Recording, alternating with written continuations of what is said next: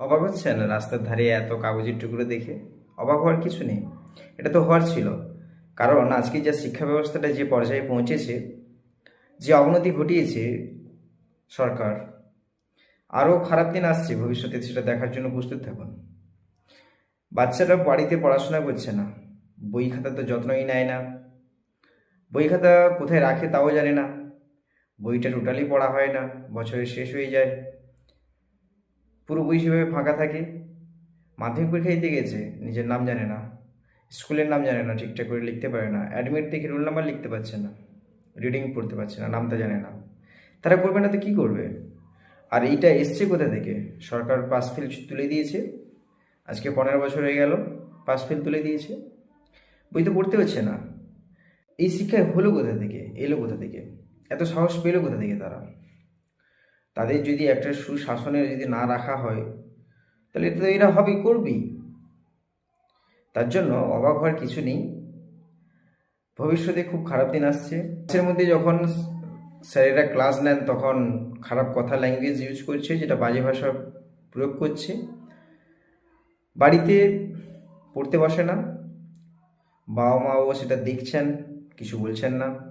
শিক্ষক যদি একবার একটু এক ঘা মেরেছেন, তাহলে ছাত্রছাত্রীদের সামনে কলার ধরে টেনে স্যারেদের উপর হামলা, গালিগালাজ করা। তারা সেখান থেকে সাহস পেয়েছে, সেখান থেকেই তারা স্পর্ধা পেয়েছে যে হ্যাঁ, এভাবে আমরাও কিন্তু কিছু করতে পারি। তো তারা ভবিষ্যতে কিন্তু সমাজের সমস্ত খারাপ কাজের সঙ্গে জড়িয়ে পড়বে। বলছি না সব ছাত্রছাত্রী, তবে 40 থেকে 50% এভাবেই রয়েছে। তার জন্য ভবিষ্যৎ প্রজন্মকে আমরা দেখছি ওরা খারাপ রাস্তায় যাচ্ছে, তবু আমরা কিন্তু আটকাচ্ছি না। এর জন্য দায়ী হচ্ছে গার্ডিয়ানসকে বলবো, বাচ্চাদের সুশিক্ষা দিন, সমাজের ভালো মানুষ তৈরি করুন। সরস্বতী পুজোতে সরস্বতী ঠাকুরের আমরা পুষ্পাঞ্জলি আগে দিতে যেতাম, এখন তারা সরস্বতী ঠাকুরের পুষ্পাঞ্জলি দিতে যায় না। সেই দিনটাকে তারা এনজয় করে নতুন নতুন বন্ধু বান্ধবীদের নিয়ে। তো এই শিক্ষা কোথা থেকে এসছে? কোথা থেকে পেলো এরা এত সাহস? আগে তো ছিল না। আর এখন পরীক্ষার দিন কেনই বা ওরা পৃষ্ঠা ছিঁড়ে ওড়াবে না? ওরা তো জানে না শিক্ষার মূল্য কী, জ্ঞান কোথা থেকে আসে।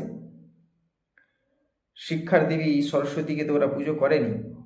আমাদের সময় আমরা বই খাতা কিনতে পারতাম না, তখন স্যারেদের অনেক রিকোয়েস্ট করলে স্যারেরা একটা দুটো বই জোগাড় করে দিতেন। দাদা দিদিদের কাছ থেকে পুরানো বই নিয়ে আসতাম, ওটা যত্ন করে রাখতাম, আবার ফেরত দিতাম, অন্য কেউ পড়তো। একটা পৃষ্ঠার কোনাও যদি মরে যেত, ওটাকে সোজা